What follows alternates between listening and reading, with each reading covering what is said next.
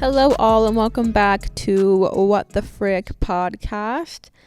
Today is going to be kind of a different episode than usual. I'm going to call this more of like my news episode. I'm not usually someone that watches the news or gets super focused on like current events, but every now and then there's something that just like really pops out at me that I get very passionate opinions about. And I'm going to make this episode kind of focused on that. So just starting off with what happened in Maui a few weeks ago. Obviously very, very devastating. I remember I woke up and my mom was like, "Did you hear about Maui?" And I was like, "What do you mean?" And she's like, "It's on fire." And I was like, "What?" We had just been to Maui in May. So it was weird to hear that this place we had just been to was on fire, and the exact area of Lahaina my family's been to 3 times, so it was weird to see all these videos and TikToks and just things on the news of this beautiful place that is now completely like gone essentially, and hearing all the locals talk about all the devastation and just, the amount of lives that were lost and how traumatic and scary it was. I almost had to like disassociate from it because I like just could not picture this beautiful, picturesque place with all these very happy locals who care so much about the people there and like what they do for the tourists and just like how they, run, this part of the island. Like I literally had to like disassociate because I could not even fathom like what it was like. So I wanted to just touch on that and just say like how awful it is, and hopefully they're able to rebuild it. And I mean, I'm sure they will. It's such a popular part of the island, but just prayers to Maui and everyone that's having some sort of personal connection to that. Just everyone's thinking of you, and just an awful, awful thing that happened. Next I want to get into the topic of food. This is such a random episode, just bear with me. But lately there's been like a food crisis in terms of flesh-eating bacteria, like worms and parasites, and just chemicals. And it may be just me that went down this deep dive, but I really can't get past it. For those of you that haven't seen, they are finding this bacteria, this like really awful it's like flesh-eating bacteria. They're finding worms, parasites, just really random things in like uncooked fish and oysters, and people are dying from it. It's not like a super common epidemic at the moment, but like it is happening, and it's kind of scary. I saw this on TikTok about a week ago and kind of went down a rabbit hole and ended up being shown how like the vegetables and fruits that we have here in America are like actually not okay because they put these chemicals on them that preserve them.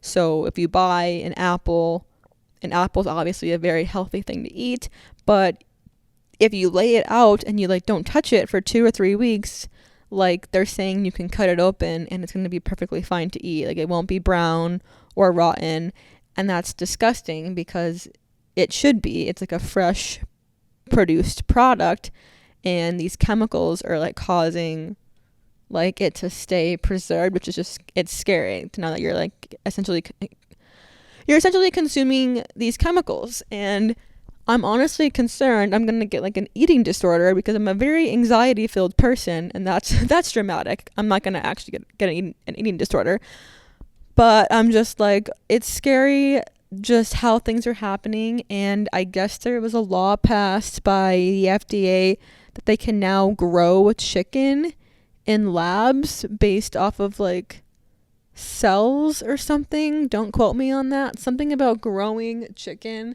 It's not real chicken. It's grown, and how people are buying chicken from like Costco or Sam's Club, and they're like very confused when they open it because it essentially has a look of chicken, but then when you go to like flip it over or touch it, like you can very easily pull it apart, whereas you need like a knife usually to cut chicken, and people are just freaked out. They're like, it says nowhere that this was grown in a lab, that it's not like actual chicken.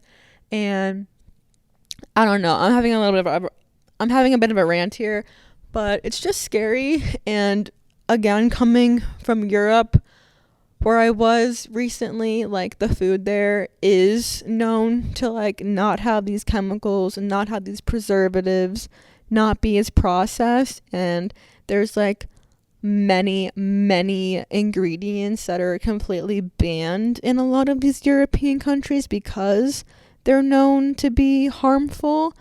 And it made sense when I was over there walking through a lot of the like grocery stores. I was like, they don't have a lot of the same things we do in terms of like snack foods, especially like there was no Cheez-Its, there's no goldfish, like there's nothing like that. The only real snack food I saw was like potato chips, and even those looked like a little bit different and had different tastes and different ingredients in them. So it's just scary to know that we're a country that's supposed to be so far advanced, yet we're creating and producing things that are essentially toxic. And to top it off, like I said, like you could go eat an oyster right now and there's a possibility of it containing this like flesh eating bacteria or like whatever it is. Again, do your own research, people. I'm just stating what I saw on TikTok. So yeah, I'm currently in a mood where I'm not eating like any fish or anything raw. My mom loves oysters, and I'm like, you're not allowed to eat that for a while, not until this passes, because they're mostly finding it in oysters. And yeah, just trying to be really careful about what I'm eating. And it's a scary world out there, people. Check your food, check what you're doing, because you don't want to end up sick or even worse, dead. All right, completely switching topics again. Hello. I'm going to talk about something that's not even news, but it's new to me, so let's discuss it. But basically the topic is child actors, child stars, and Nickelodeon, Disney. I'm going to start with I go down these rabbit holes and just get sucked into all the information I get from them. So the rabbit hole started with the Zoe 102 movie that came out on Paramount Plus, and I loved Zoe 101 as a kid when it came out. I watched it every day. It was my show. So when this movie came out, I was very excited, and honestly, the movie was actually very good. I was surprised by how good it actually was. And there were certain characters that did not appear in the movie from the original show. And so I was just kind of curious on it, and I did some research and saw that one of the main actresses from the first two seasons who played the character of Nicole, Alexa Nicholas, was not a part of this readaptation, and just sort of went on her Instagram, did some research on her, and it turns out she's a huge advocate for child stars and just sort of the trauma and abuse that has occurred for her and people she knows, and how she's sort of trying to make a difference now by putting these issues to light so it doesn't happen anymore. She went on some podcasts and sort of told her story, and if you want to hear those specifically, check out Christy Carlson Romano, who was a character on Even Stevens and also played Kim Possible on Kim Possible, a Disney star. She has a podcast called Vulnerable, and she talks to Alexa, and she's on one other one. If you just search her name in podcasts, it'll come up. But she tells her story like very in-depthly, just on how she was extremely mistreated on Nickelodeon, how she was essentially bullied by castmates, bullied by producers, Dan Schneider, all of that, and how she had to quit the show because she was like so traumatized from it. And it was hard to hear as I'm rewatching Zoe 101, this, fun loving, very popular show, seeing these characters play out. And, on the show, Zoe and Nicole are like best friends. And then I'm hearing this podcast and she's like, oh yeah, in real life, Jamie Lynn Spears hated me. Like, she did not like me. She would not talk to me. She bullied me. And then they call action and I have to play a character that's best friends with her character. So it's, again, I encourage you to listen to it. It's very interesting. But going into that, there's a lot of child actors that have shows and, podcasts out now about their experiences. Like I mentioned, Christy Carlson Romano, Allison Stoner from Disney Channel has one. And obviously a very big person from Nickelodeon who came out was Jeanette McCurdy with her book, I'm Glad My Mom Died. It's more a book about her mother and her relationship, but she does mention her time on Nickelodeon and how there was a lot of mistreatment and how they tried to like make her sign NDAs and give her hush money and how she refused to do any of that. So this was something that I had heard about, and like it's not, breaking news that Dan Schneider, who made a lot of these very popular Nickelodeon shows, has been in trouble for years. But I had never done like extensive research or watched, things about it until recently. And I think, like I said, as someone who grew up in this era of Drake and Josh and iCarly, Zoe 101, like to hear these people talk about it now and come to like the realizations of how mistreated they were, it's just very interesting. Like if someone came out now, like someone from the hit show Friends, it wouldn't resonate as much with me because I didn't grow up in the time where that was airing. Whereas I grew up during iCarly, I grew up during Drake and Josh. So it just hits different. And like I said, just a very, very interesting story from these child actors. And to talk a little bit more on Jeanette McCurdy's book.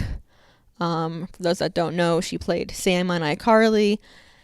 And again, it's just such a weird thing. Like I went back after I read her book and like watched the pilot of iCarly, and like you would have no idea, zero clue, that this girl hated her life, hated acting, hated everything about what she was doing other than the friendships she made on the show.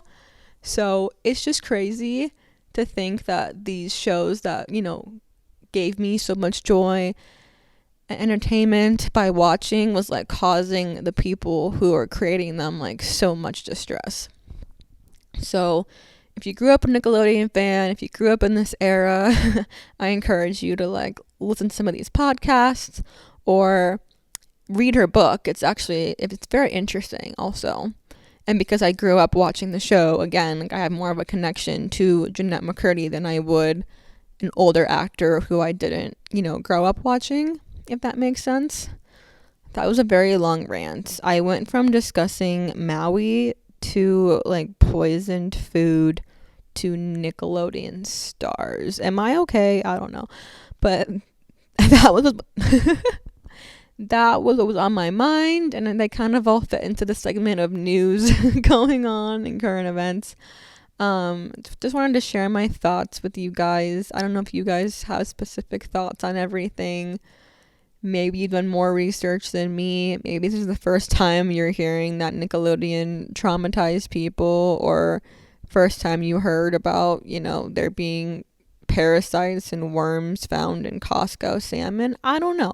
I'm just here to provide the facts that I've seen and heard, and not sitting here saying everything is 100% factual, for my own protection, but everything I have reported on today, I saw either on Twitter, on TikTok, I mean, the only real thing I'd say is a little bit more I'm not 100% on is the food stuff, just because I'm not, someone that works in these factories. I'm not, on the FDA, but I mean, the Maui thing is just, you can look online and see that. And then the Nickelodeon stuff is just pure facts. I mean, unless you don't believe the people telling the stories, which I don't know why you wouldn't. But again, I wanted to just put my opinion out there. It's so fun for me to sit here and just, say my thoughts about things. And even though no one may care or listen, I care and I listen to myself. So that's all that really matters. Thank you all for listening to this very strange segmented episode. I have no idea what next week will entail. I may be telling a boy story. I may be telling maybe another something in the news I went deep on TikTok. I don't know. We will find out together. But again, thank you so much for listening, and I'll see you guys next week.